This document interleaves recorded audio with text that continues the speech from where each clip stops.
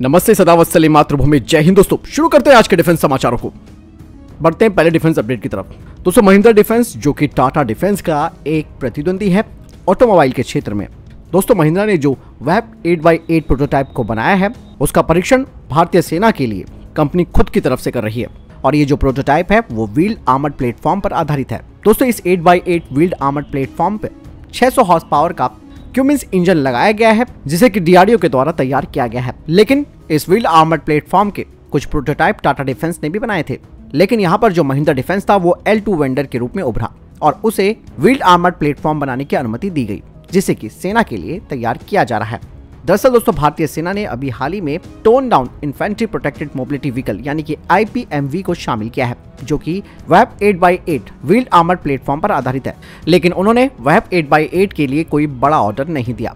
हालांकि ये कहा जा रहा है कि भारतीय सेना जो बल्क ऑर्डर देगी उसे टाटा एडवांस सिस्टम लिमिटेड और महिंद्रा डिफेंस के बीच बांटा जा सकता है, क्योंकि ये वाहन पहले ही रेगिस्तान और ऊंचाई वाले क्षेत्रों में कड़े फील्ड परीक्षणों से गुजर चुका है और अब उत्पादन के लिए इसकी संभावनाएं बन चुकी है।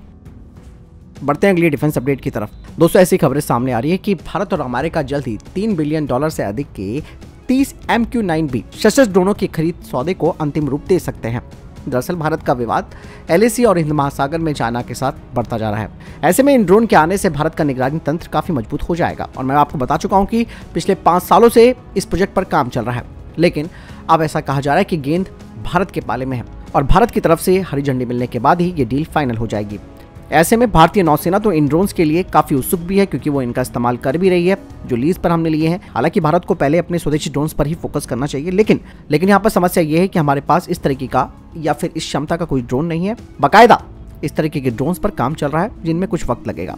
और दूसरा कारण यह है कि अमेरिका में अगले साल चुनाव होने वाले हैं, तो वो चाहते हैं कि जल्द से जल्द ये 30 MQ-9B आर्म ड्रोन्स है उसका सौदा पूरा किया जा सके।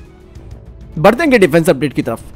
एम्ब्रेयर के CEO ने कहा कि उनकी कंपनी ने भारत को अपने KC-390 एयरक्राफ्ट की पेशकश की है जो कि एरियल रिफ्यूलिंग वाला वेरिएंट है। उन्होंने कहा कि भारतीय वायुसेना अलग अलग क्षेत्रों में कार्य करती है, ऐसे में ये एयरक्राफ्ट भारतीय वायुसेना के लिए काफी फायदेमंद हो सकता है, खास करके ये एयरक्राफ्ट भारत के जो फाइटर जेट्स हैं उनके लिए एयर रिफ्यूलिंग कर सकता है क्योंकि इसका एक बेहतर फ्लेक्सिबल प्रोब और ड्रोग सिस्टम है। एम्ब्रेयर का मानना है कि वे इसका प्रदर्शन भारत में करने को तैयार है और साथ ही इसे भारतीय वायुसेना के हिसाब से कस्टमाइज भी किया जा सकता है। यही नहीं, उन्होंने बताया कि हम इसे भारत में HAL के साथ मिलकर स्थानीय स्तर पर भी तैयार कर सकते हैं। हालांकि दोस्तों C-390 जो है वो एक बेहतर एयरक्राफ्ट माना जा सकता है भारतीय वायुसेना के हिसाब से और साथ ही नौसेना के हिसाब से भी, क्योंकि हम इसे अपने हिसाब से कस्टमाइज भी कर सकते हैं और इसे एम्ब्रेयर के सहयोग से भारत में भी तैयार किया जा सकता है।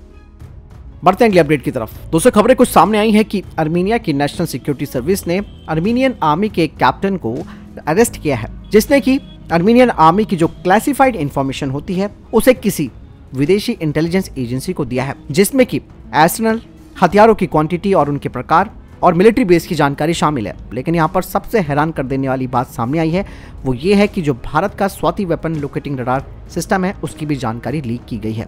और आपको बता दें कि अर्मीनिया भारत को ऑर्डर दे चुका है Pinaka rocket launchers, anti tank guided missile, 155 mm 39 calibre artillery system जिनकी डिलीवरी इस साल से होनी और ऐसे में सुरक्षा में सेंधमारी एक बड़ा झटका हो सकता है। बढ़ते हैं अगले अपडेट की तरफ। British firm Rolls Royce HAL के साथ मिलकर अपने मैन्युफैक्चरिंग प्लांट को सेटअप करने वाली है जिसे कि डिफेंस इंडस्ट्रियल कॉरिडोर में स्थापित किया जाएगा और यहाँ पर एरोर इंजन के पार्ट्स बनेंगे जो कि जागुआर स्ट्राइक एयरक्राफ्ट और हॉक ट्रेनर प्रोग्राम को पावर देंगे। साथ ही इससे रोल्स रॉयस का जो इंटरनेशनल कस्टमर बेस है उसे भी एक बड़ा सपोर्ट मिलेगा। अगली अपडेट की बात करते हैं तो वो आ रही है जनरल इलेक्ट्रिक को लेकर। दरअसल जनरल इलेक्ट्रिक के अधिकारियों ने कहा कि 98 किलोन्यूटन F414 INS-6 इंजन को वो HAL के साथ कोलैबोरेशन के तहत भारत में बनाएंगे। साथ ही उन्होंने बताया कि अब तक का ये सबसे बड़ा तकनीकी हस्तांतरण है उनकी कंपनी के इतिहास में जिसमें कि कोई इंजन लाइसेंस प्रोडक्शन राइट्स के तहत किसी दूसरे देश में तैयार किया जा रहा है। आपको बता दें कि बाइडेन प्रशासन इस डील को जल्द ही फाइनल कर देगा और इनका प्रोडक्शन यानी कि F414 इंजन का जो उत्पादन है वो 2026 से भारत में शुरू होने लगेगा और साथ ही इस प्रोग्राम में Tier 2 और Tier 3 जो कंपनियां हैं वो इंजन सप्लाई चेन का भी हिस्सा होंगी। कहा जा रहा है कि अमेरिका भारत को इसके 95% तकनीकी हस्तांतरण करेगा और जनरल इलेक्ट्रिक को उम्मीद है कि 250 F414 जो INS इंजन है वो भारतीय फैसिलिटी में तैयार किए जाएंगे और इनको Tejas mark 2, TEDBF, AMCA mark 1 fighter jet में भी लगाया जाएगा। बढ़ते हैं अगली डिफेंस अपडेट की तरफ। बता दें कि रक्षा मंत्रालय 2748 यानी कि 2748 रग टेरेन बाइक को खरीदेगा फास्ट ट्रैक प्रोसीजर और बाय इंडियन कैटेगरी के तहत। कहा जा रहा है कि इसमें 60% जो कंटेंट है वो स्वदेशी होना चाहिए और इसकी इंजन की क्षमता यानी कि कैपेसिटी 360 सीसी की होनी चाहिए और इसका वजन 200 किलोग्राम से ज्यादा नहीं होना चाहिए।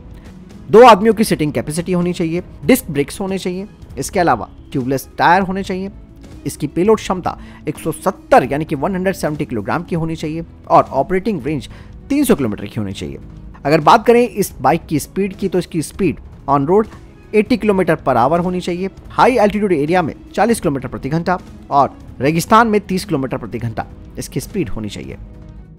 बढ़ते हैं अगली अपडेट की तरफ। दोस्तों, केंद्रीय वित्त मंत्री निर्मला सीतारमण ने जो बजट पेश किया है उससे भारत चीन नेपाल बॉर्डर पर एक विकास की उम्मीद भी जगी है। कहा जा रहा है कि सीमांत जनपद में 329 गांव हैं जिनमें करीबन 1,54,000 से अधिक लोग रहते हैं, उनको इस बजट से लाभ मिलेगा। साथ ही इससे जो हमारे बॉर्डर एरिया वाले गांव हैं उनसे पलायन भी रुकेगा। दरअसल दोस्तों, सीमांत के गांव में पर्यटन का विकास के लिए बजट में प्रावधान होने से इन गांवों को मुख्य सड़क से जोड़ने के लिए लिंक मार्गों के साथ नए ट्रैक भी बनाए जाएंगे। होम स्टे, होटल व पर्यटन गतिविधियों से जुड़े कारोबार को भी यहाँ पर प्रोत्साहित किया जाएगा ताकि युवाओं को रोजगार का अवसर भी मिल सकेगा। सीमांत के कई क्षेत्रों में नए पर्यटन केंद्रों का भी विकास होने की उम्मीद बढ़ी है। केंद्रीय बजट में सीमांत के पर्यटन को बढ़ावा देने की व्यवस्था के बाद इन जगहों पर आधारभूत सुविधाएं भी बढ़ेगी और इससे साल भर यहाँ पर पर्यटन का कारोबार चलेगा। बढ़ते हैं अगले अपडेट की तरफ। दोस्तों, इंटरनेशनल मॉनेटरी फंड यानी कि अंतर्राष्ट्रीय मुद्रा कोष ने फिर से पाकिस्तान को झटका दे दिया। इससे पहले मैंने आपको बताया था कि बांग्लादेश को एक अच्छा खासा पैकेज दिया जबकि पाकिस्तान को नहीं दिया, लेकिन फिर से एक और झटका IMF की तरफ से दे दिया गया है। दरअसल पाकिस्तान के प्रधानमंत्री शहबाज शरीफ की तरफ से जो सर्कुलर लोन प्लान पेश किया गया था उसे IMF ने खारिज कर दिया। दोस्तों, हैरान कर देने वाली बात यह है कि IMF के पास पाकिस्तान 23 बार मदद के लिए जा चुका है और ये अपने आप में एक रिकॉर्ड बन चुका है क्योंकि पाकिस्तान की स्थिति बद से बदतर हो चुकी है। वहीं पाकिस्तान ने IMF से कर्ज लेने के लिए अमेरिका की भी मदद लेनी चाहिए। हालांकि चाइना से कर्ज तो मिला पाकिस्तान को, लेकिन उस पर ब्याज इतना ज्यादा है कि पाकिस्तान के लिए चुका पाना मुश्किल हो रहा है और यह मुल्क अब पूरी तरीके से बिखरने की कगार की तरफ बढ़ चुका है। आपको बता दें कि पिछले साल ही पाकिस्तान के वित्त मंत्री ने IMF की उन शर्तों को मानने से इनकार कर दिया था जो कि कर्ज के लिए जरूरी थी। हालांकि पाकिस्तान की सरकार की तरफ से 200 अरब रुपए के अतिरिक्त टैक्सों को लागू करने की योजना बनाई जा रही है, लेकिन IMF की जो मुख्य चिंता है वो वित्तीय घाटा है। ये घाटा कुल GDP के 6.5% के आंकड़े तक पहुंच सकता है। देश में टैक्स से होने वाली आय जो है वो बहुत कम है और कर्ज आसमान पर पहुंचता जा रहा है। इसके अलावा पिछले साल जो बाढ़ आई थी पाकिस्तान में, उसने पाकिस्तान की चिंताओं को और ज्यादा बढ़ा दिया और इस बाढ़ की वजह से पाकिस्तान की अर्थव्यवस्था को करीबन 30 अरब डॉलर का चूना लगा। आपको मैं बताना चाहूंगा कि चीन का कुल 30 अरब डॉलर का कर्ज पाकिस्तान पर है। इसकी वजह से बिजली सेक्टर पर कर्ज 8.5 अरब डॉलर तक पहुंच चुका है। यानी कि पाकिस्तान इस समय चाइना के ब्याज की दरों और IMF की मांगों के बीच में फंस कर रह गया। ऐसे में दोस्तों, कौन पाकिस्तान की मदद करता है ये तो तय समय बताएगा। बढ़ते हैं अगली अपडेट की तरफ। दोस्तों, भारत अब एक तीर से दो निशाने साध रहा है। इस बात का हालिया उदाहरण आप अजीत डोभाल जी की जो मीटिंग हुई है अमेरिका में उससे समझ सकते हैं। दरअसल दोस्तों, चाइना की दादागिरी और दूसरी तरफ रूस और यूक्रेन का जो युद्ध है, ऐसे में भारत बीच में फंसा हुआ था। इसे देखते हुए भारत ने अपनी रणनीति में एक बड़ा बदलाव किया है। भारत ने ऐलान कर दिया है कि वो अब अमेरिका के साथ अपने रक्षा भागीदारी को मजबूत करेगा, जिसमें कि भारत और अमेरिका साथ में मिलकर artificial intelligence, fighter jet engine, तोप से लेकर टैंक, 6G आदि को बनाने के एक बड़े प्लान पर काम कर रहे हैं। भारत और अमेरिका भविष्य में होने वाले हाईटेक युद्ध के लिए अत्याधुनिक हथियारों को भी तैयार करेंगे, जो कि न केवल चाइना पर लगाम लगाएगा बल्कि भारत की रूस के हथियारों पर निर्भरता को भी कम करेगा। इसके अलावा दोस्तों, समुद्र पर चीन पर कड़ी निगरानी करने के लिए भारत और अमेरिका समुद्री सुरक्षा, निगरानी और जासूसी की क्षमता को बढ़ाने पर भी काम करेंगे। वहीं दोस्तों, रूस पर निर्भरता को कम करने के लिए भारत अमेरिका के साथ मिलकर क्वांटम टेक्नोलॉजी, अत्याधुनिक वायरलेस सिस्टम, आर्टिफिशियल इंटेलिजेंस, इन सभी क्षेत्रों में मिलकर काम करेगा। और साथ ही साथ दोस्तों, भारत में अब सेमीकंडक्टर के निर्माण के लिए भी एक समझौते पर भी भारत और अमेरिका के बीच बातचीत हुई है। और बाकी तो मैंने आपको बता ही दिया था कल, अंतरिक्ष क्षेत्र में भी दोनों देश सहयोग करेंगे। अमेरिका भारत को अंतरिक्ष यात्री तैयार करने, अंतरिक्ष के व्यावसायिक इस्तेमाल और स्पेस से होने वाले किसी भी हमले से बचाव करने में भी मदद करेगा। यानी कि दोस्तों भारत की रूस से जो दूरी है और जो अमेरिका चाहता था वो अब होना शुरू हो गया है, क्योंकि भारत को भी अब अपनी रणनीति बदलने का वक्त आ गया है। क्योंकि दो चीज़ों में भारत फंसा हुआ था, एक तो रूस और यूक्रेन की जो ये लड़ाई हो रही थी, वहाँ पर भारत बिल्कुल शांत बैठा हुआ है, दूसरी तरफ चाइना हावी हो रहा है। ऐसे में भारत ने अपना रुख अमेरिका की तरफ मोड़ लिया है, क्योंकि दोस्तों चाइना से निपटने के लिए भारत को अमेरिका का साथ बेहद ज़रूरी है। लेकिन अमेरिका का जो मेन हित है रशिया पर निर्भरता को खत्म करना भारत की, वो आने वाले समय में साकार हो सकता है। बढ़ते अगले अपडेट की तरफ। दोस्तों इसरो की तरफ से कहा गया है कि पिछले साल जो SSLV D1 का जो पहला विकासात्मक उड़ान थी जो फेल हो गई थी, उसमें क्या गड़बड़ी हुई है और ये मिशन पूरा क्यों नहीं हो पाया, इस बारे में जानकारी दी है। इसरो की तरफ से कहा जा रहा है कि SSLV की जो दूसरी डेवलपमेंटल फ्लाइट है वो 2023 की पहली तिमाही में की जाएगी और ये EOS 7 सैटेलाइट और 2 अन्य सैटेलाइट सहित लगभग 334 किलोग्राम का भार ले जाएगा। SSLV को इस हिसाब से भी डिजाइन किया गया है कि ये किफायती हो और उद्योग उत्पादन के अनुकूल हो। ये छोटे सैटेलाइट्स के प्रक्षेपण के लिए है। अंतरिक्ष एजेंसी ने जानकारी दी है कि जो पिछला परीक्षण फेल हुआ था उसमें जो वेग था यानी कि थ्रस्ट था, उसकी कमी के कारण अंतरिक्ष यान अत्यधिक अंडाकार अस्थिर कक्षा में चला गया, जिसमें कि सभी ठोस यानी कि सॉलिड प्रोपेलेंट स्टेजेस के सामान्य प्रदर्शन के बावजूद भी ये बेकार हो गया।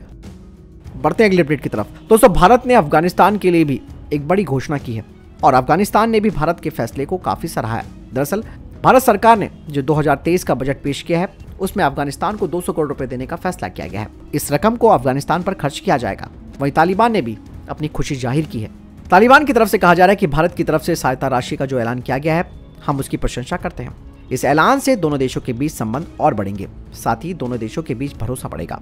भारत लगातार दूसरे साल अफगानिस्तान को मदद कर रहा है। तालिबान के सत्ता में आने के बाद कई लोगों को शंका थी कि रिश्ते कैसे होंगे। हालांकि भारत अभी तक तालिबान के शासन को मान्यता नहीं देता है। वहीं तालिबान कह चुका है कि जो प्रोजेक्ट्स रुके हुए हैं वहां पर उनको फिर से भारत चालू करे, क्योंकि अफगानिस्तान के लोग इस समय गरीबी और बेरोजगारी से जूझ रहे हैं। ऐसे में यहाँ पर और ज्यादा डेवलपमेंट प्रोजेक्ट्स की जरूरत है जिसे भारत कर सकता है। तो ये अभी तक के टॉप डिफेंस और स्पेस अपडेट। वीडियो के सामने कोई प्रश्न जवाब है, आपको कोई सवाल है, कमेंट सेक्शन में लिखकर जरूर पूछ सकते हैं। मिलता हूं नई वीडियो के साथ। चैनल जरूर सब्सक्राइब कीजिएगा। जय हिंद, वंदे मातरम।